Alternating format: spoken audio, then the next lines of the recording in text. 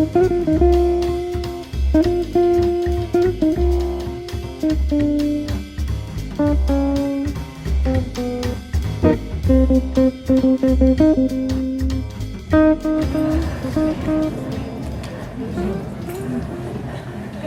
everyone.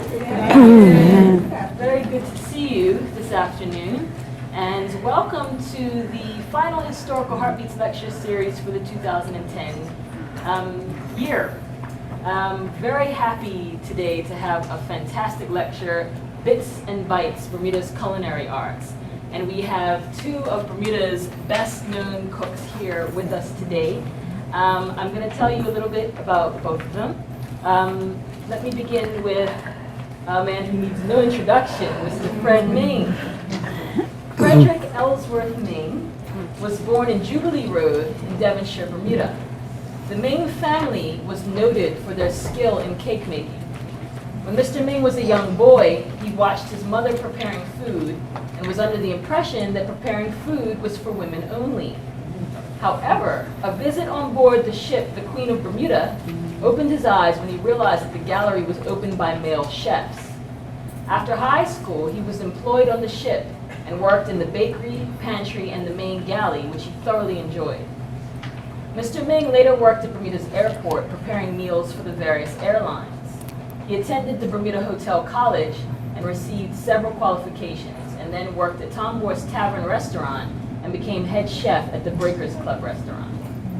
He moved to London to complete his training at Ealing Technical College and Westminster College, and had the opportunity to work at the famous Savoy Hotel. After returning to Bermuda, he became a culinary instructor at the Bermuda Hotel College, and later became deputy head and acting head of the college. So it's very appropriate that we're here today, returning to roots. He has also completed courses at the Culinary Institute of America, Johnson & Wales, and Cornell University. He is currently a member of the American Culinary Federation, and he is a certified executive chef and certified culinary educator, and he's been inducted into the American Academy of Chefs. And he has said, "My intention is to ensure that every hotel and restaurant in Bermuda produces a variety of Bermudian dishes on their menu. My goal in life is to continue to help people, young and old, to find a place in society and assist with Bermuda's needs in the hospitality industry."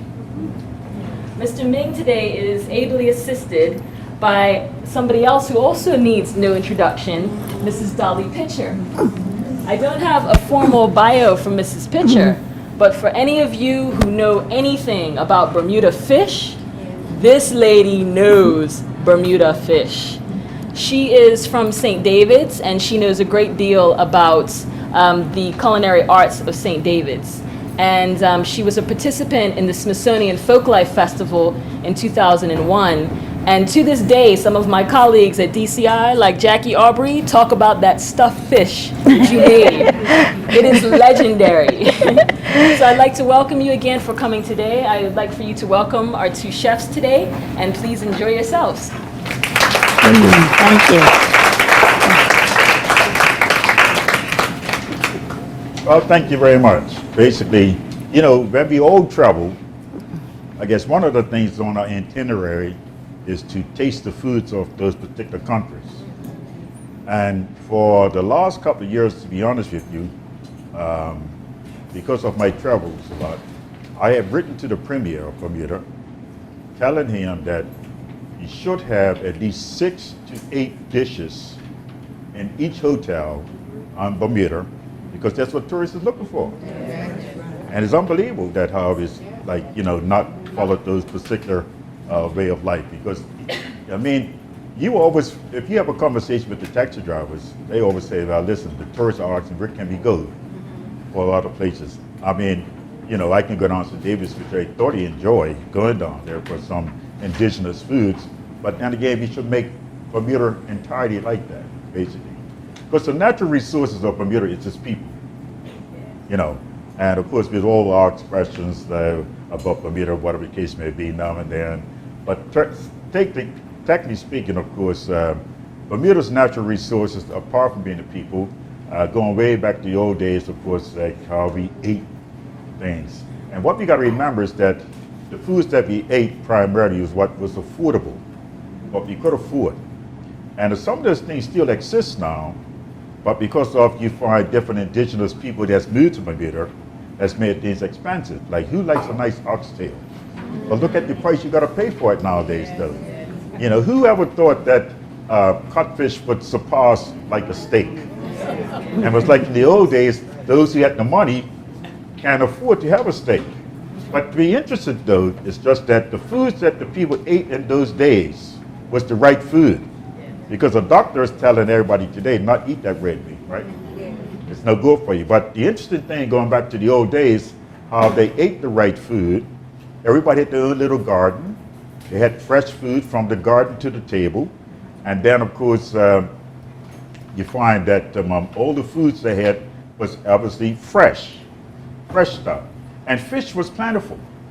It got so plentiful that people got selective. You mean to tell me that you give a hind to a cat? You know? I mean, look, a hind was such a, I mean, to me, personally, it's a lovely fish. Beautiful fish, basically. But I guess because the population has grown to such an extent now, we can't be selective and say we're going to give this away and give that away. But it just goes to show that the foods that the people used to eat in the days gone by was very nutritional. And yes, they also worked long hours, like 14 hours a day, whatever the case may be. And then, of course, the only form of transportation was either you walked or you had a pedal bike. So that's exercise within itself. And everybody should be out there now, hey, exercise and whatever the case may be. Now, you don't have to be seen on the streets exercising. You can exercise within inside your house or whatever the case may be. Anyways, go to sort of my dear friend Dolly, who has a repertoire of knowledge regarding like cooking, whatever the case may be. And of course, we still need people like her to be able to share in terms of like what is available and what we can do. I know a lot of parents have difficulties, like a lady called me the other day, said, Mr. Ming, I'm trying to show my daughter how to make Johnny bread, but she's not interested. She's got a good job now, she's making $80,000 a year, and every night she goes out and buys her dinner. You know, but then again, we need some heritage. Basically, we need to know in terms of like the average young person today believes this way life always was. They didn't know what you had to do to get to where you are today. That's the thing, okay? So we're here today to talk about like the old times, basically, which is of course still the new times of food. And we have some gastronomic delights that obviously will be available for you to taste. I'm going to start off with talking about like a shark and do some hash shark. I was hoping to sort of have another whole shark that I can sort of like use as a visual aid. Because as a teacher, I believe in visual aids, exhibiting something so that you can really see whatever the case may be. For instance, like when I talked about fish, I had to go down to the aquarium and show the students on certain species of fish, although in Bermuda you only have certain types of fish, and outside of that you have to probably have it on like a video, whatever the case may be. The sharks, of course, is right now September up now to November, you probably will get sharks. And a friend of mine, Mr. Lou Hollis, who's a prolific fisherman, managed to get one of his friends to get me a shark. And I was looking for two. The prime purpose I was going to like cook it up completely, had that one ready, and then just have the other one as a visual aid, just to sort of like talk about it, whatever the case may be. But nevertheless, we will get through. And of course, you find that from a shark, you normally get the liver. The liver is, of course, the intestine part, and this is just one part of the liver. It's two parts like this here. This is almost like a foie gras, you know. The thing is that when we put this, I'm going to put this in the frying pan, that's where you get all the oil. But this is the real flavor for the shark itself, okay? And of course, we have other sort of things to go into it. I like to put in like pumpkin leaves, but the nice tender ones, the soft ones is ideal. You can use very huge pumpkin leaves, providing that you're going to sort of like consume or eat the shark that day. But if you let it hang on for a while, it causes it to get slightly bitter. That's great for younger leaves. Now, I'm not too sure many of you like the pumpkin flowers or squash flowers. These are very nutritious too. It's good to eat. Take them and stuff them with a sausage meat. Would be like chicken, sausage, or ground up meat, whatever the case may be, minced hamburger and all that kind of stuff. Put that into that there like that there. And it was interesting talking about mince. Like last year, this lady called me up, Mr. Ming, I'm making my own mince tarts this year. I said, okay, great. Went to the supermarket and she bought frozen short pastry. I said, okay, fine. But I just need some information from you to help me out to get through this. I got 2 pounds of mince. I said, 2 pounds of mince. I said, what kind do you get? Frozen black root? No, that mince, you know, what you make hamburger with. I said, what are you talking about? You know, because in England, you do call mince, which is minced beef, basically. You know, you find different countries like refer to certain things, basically, whatever the case may be. But no, she was totally out of whack. You'd be surprised, and like, I could stand up here all day maybe and just be hilarious to some extent and tell you some of the things that I have sort of incurred. Anyway, I'm going to sort of like take, I've got some shark that's here, and I've got quite a lot of, well, a reasonable amount. I didn't have a huge shark, but I have sort of like squeezed this here already, okay? And I need to sort of like put this into the pot.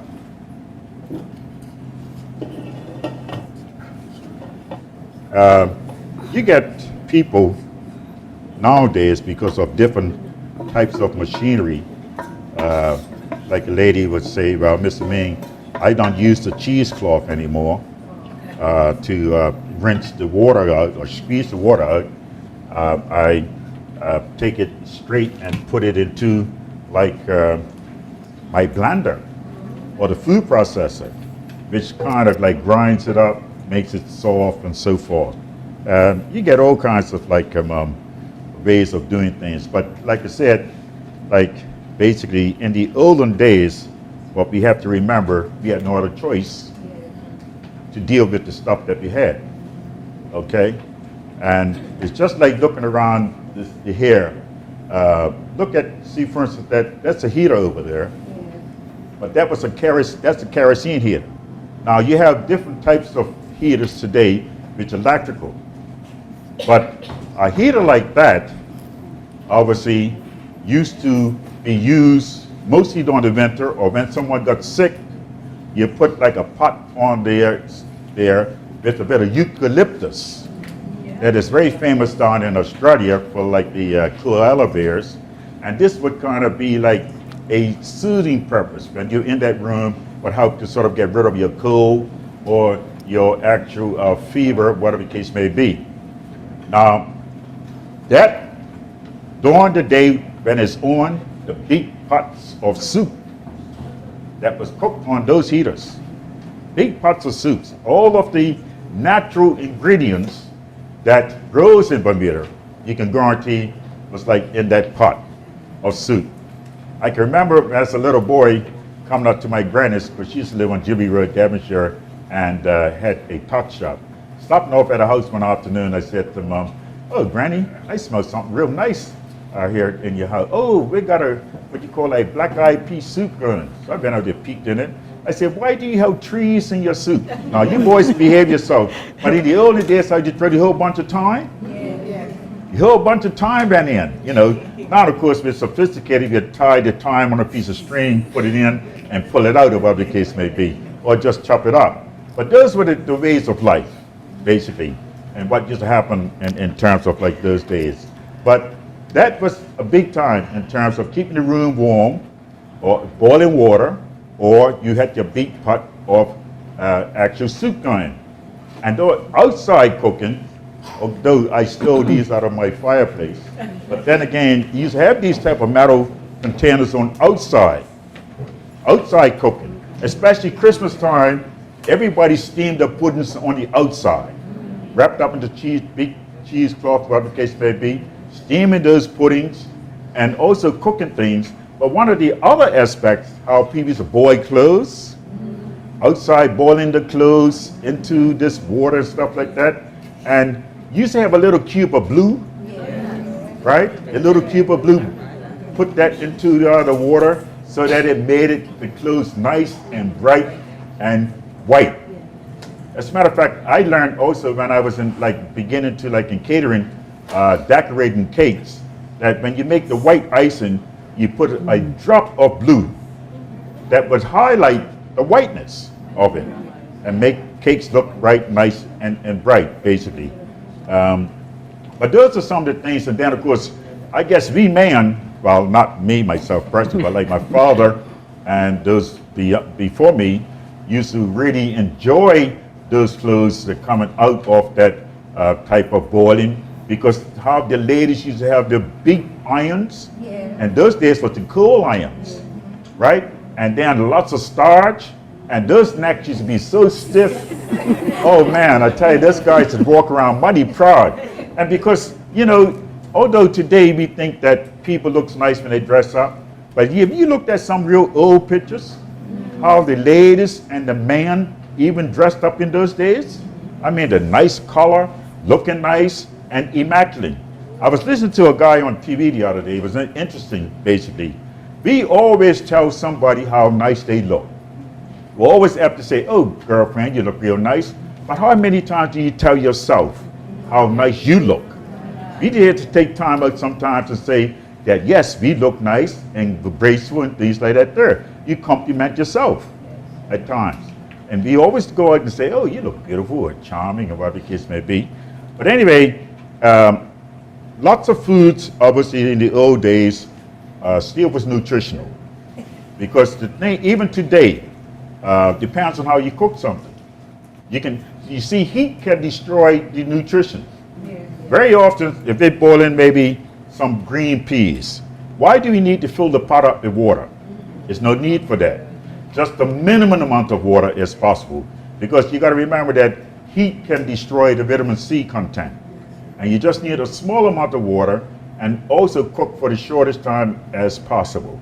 So vegetables that kind of grow above the ground are always cooked into boiling water with a little salt. Now sometimes we find that people will add a little bicarbonated soda. That's baking soda, to keep the vegetables looking green. Hotels will do that a lot because they're not responsible for the nutrition value. But what I'm saying is that kills the vitamin C. You see, it might look bright green,